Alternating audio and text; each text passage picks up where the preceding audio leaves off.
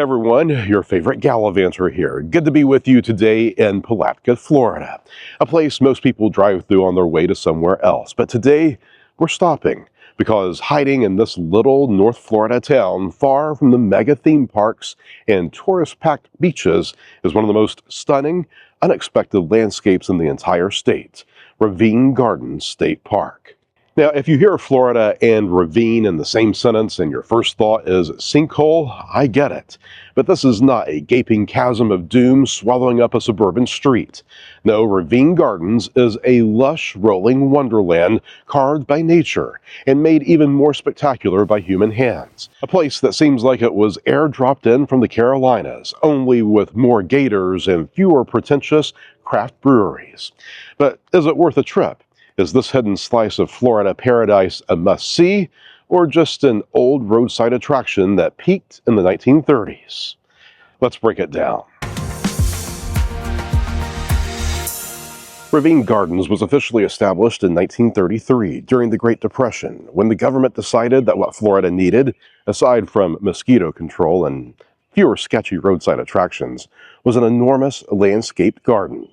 The Civil Works Administration stepped in, turned the deep natural ravines into a botanical showpiece, and filled them with thousands of azaleas, winding trails, and two iconic suspension bridges that make you question every life decision as you cross them.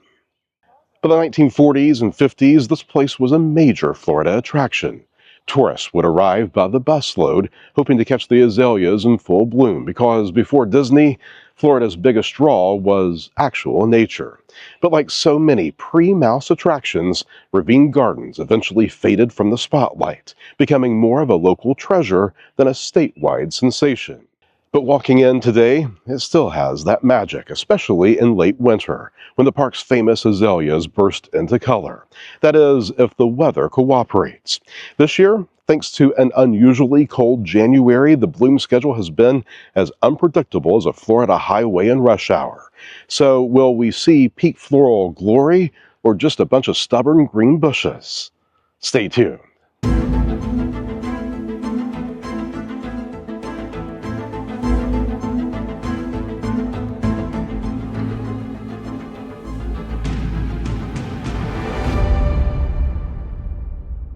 Let's talk about what's actually inside. First up, the ravines themselves, 150-foot deep natural canyons that seem like they're Appalachian more than Floridian.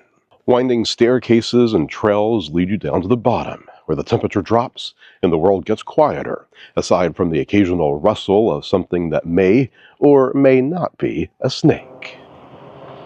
Then there's the 1.8-mile paved loop that takes you around the top of the ravines, perfect for a leisurely drive or an ambitious jog if you feel like sweating out every bad decision you made at the Palatka buffet. And of course, the centerpiece, the azaleas. When they're in full bloom, the park is a riot of pinks, purples, and reds. So intensely floral, it looks like Mother Nature went overboard with an Instagram filter. When they're not in bloom, well, it's still a stunning park, just with a little less drama.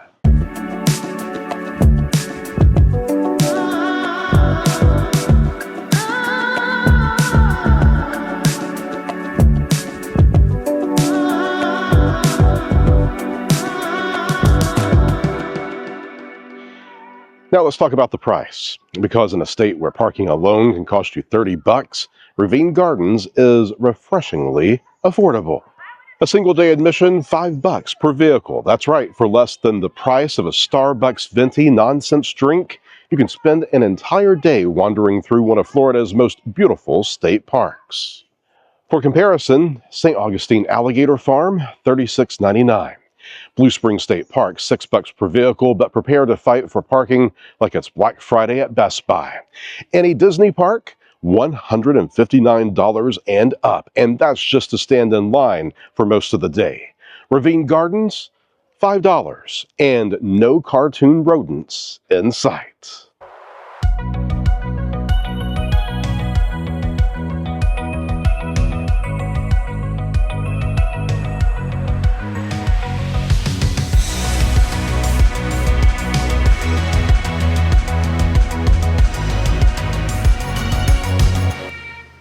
Now, Ravine Gardens isn't perfect. If you come in the summer, welcome to the seventh circle of Florida humidity hell.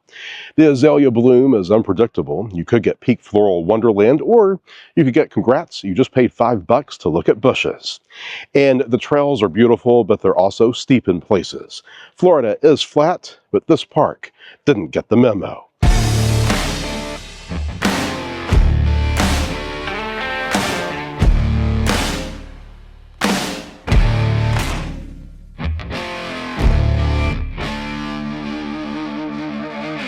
So is Ravine Gardens worth it?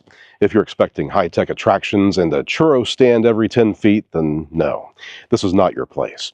But if you love natural beauty, Florida history, and an old-school roadside attraction that refuses to fade into obscurity, then absolutely yes. It's cheap, it's unique, and when the azaleas cooperate, it's one of the most breathtaking places in the state. Even if they don't, the ravines alone make it worth the trip.